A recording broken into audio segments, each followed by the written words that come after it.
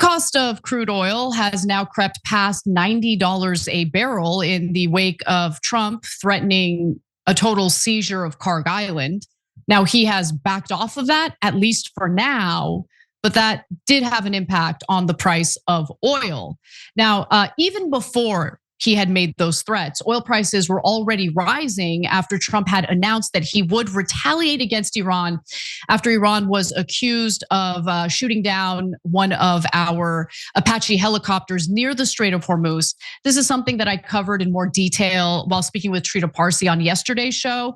I am not convinced that Iran shot down or used a drone, specifically a Shahed drone, to attempt to down one of our Apache helicopters, and you can go back and see the reasons why I believe that. But nonetheless, after Trump said that he was going to retaliate, already there was a spike in the price of oil. US crude oil futures rose 35 cents to $90.38 per barrel at 1:15 p.m. Eastern time. Brent futures, the international benchmark, ticked 2 cents lower to $93.00. And then today, after Trump promised to take Kharg Island, that's when we saw yet another increase in the price of oil. Oil prices jumped earlier Thursday as the United States launched its latest round of strikes against Iran. There were strikes against Iran, as we covered yesterday as well.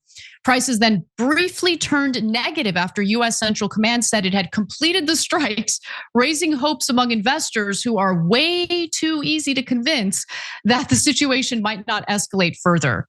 Now, as I speak at this very moment, and things are subject to change, Trump appears to have backed off of more bombing. However, he could be bluffing. We don't know. He could just be saying that in order to, have the markets react favorably to his statement, because he is worried about the economy. He is worried about the price of oil. He is worried about the markets. And that's the main reason why he taps his little buddy over at Axios to amplify his BS messaging about how a peace deal is on the horizon. Clearly, a peace deal is not on the horizon.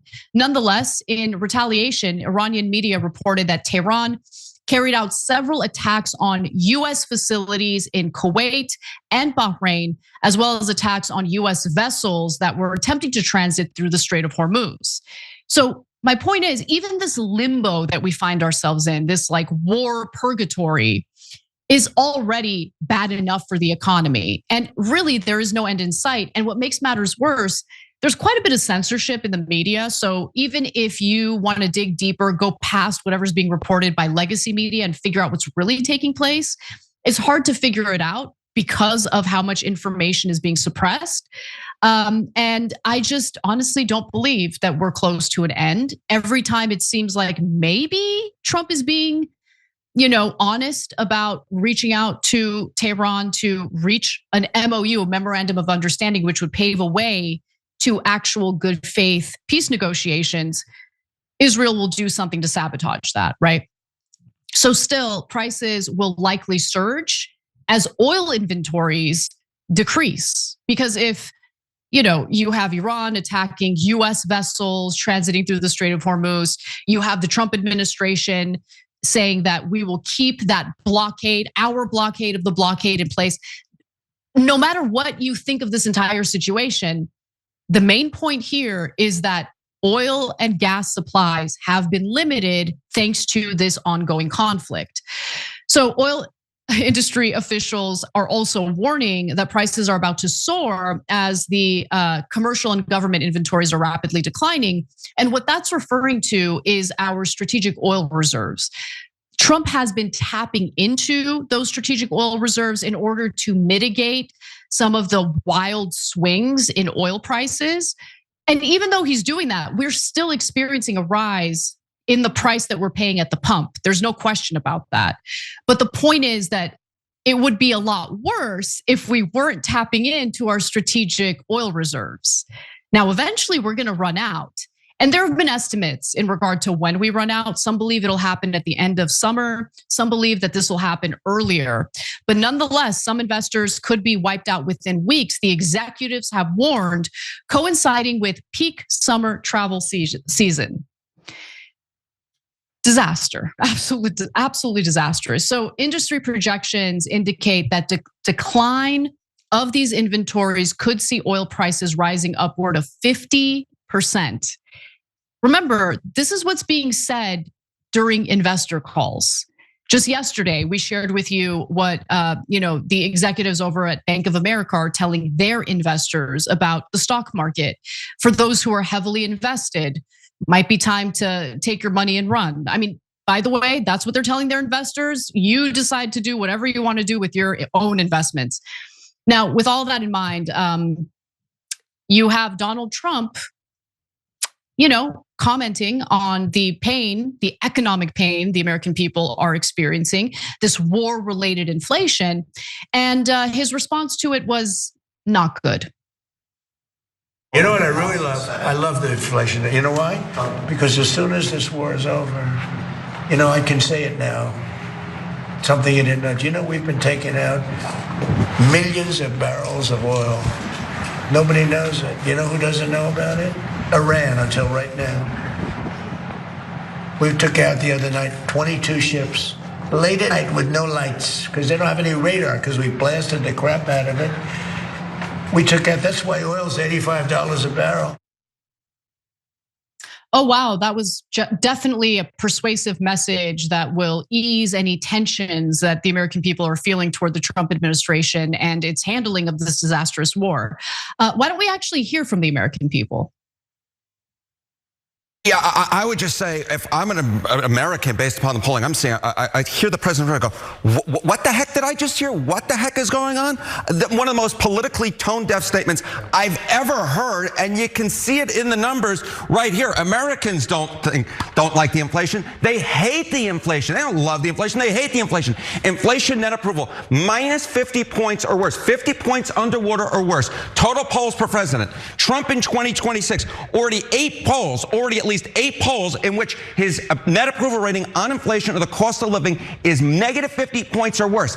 Every other president in every other year, the answer is zero. Trump is not only the first one to reach negative 50 points or worse net approval rating on inflation, he's done it many of times. So when I hear Trump's statement, I feel like Mrs. White and Clue going, what is happening here?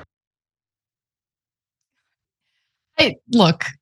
I kind of love Harry Anton. I love his energy. Make of that comment what you will. But nonetheless, I mean, what he's saying there is obviously true. There's growing rage among the American people because remember, this guy, as controversial as he might be, people crossed party lines in some cases to vote for Trump in 2024 because of the affordability issue. And Trump took those concerns and he wiped his ass with it. That's what he did. That's just the fact of the matter. How can you deny it? And it has hurt his popularity. It's hurting the Republican Party, but he continues to do it anyway. So the real question is why? Why? What could possibly motivate this guy to continue carrying water for Israel and its desires for regime collapse in Iran? I mean, that's the question we should all be asking ourselves because there's something more happening here than just money in politics, if you ask me. Now, some people think like, oh, he's always just been, one of those pro-war boomers. And if you go back in time enough, you'll see some of his comments where he's, adversarial in his commentary, antagonistic in his commentary toward Iran. Okay, fair enough.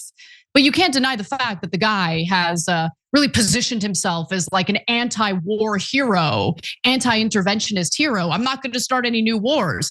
We all knew it was a lie if you paid close attention to his foreign policy in his first term. But he made bold promises.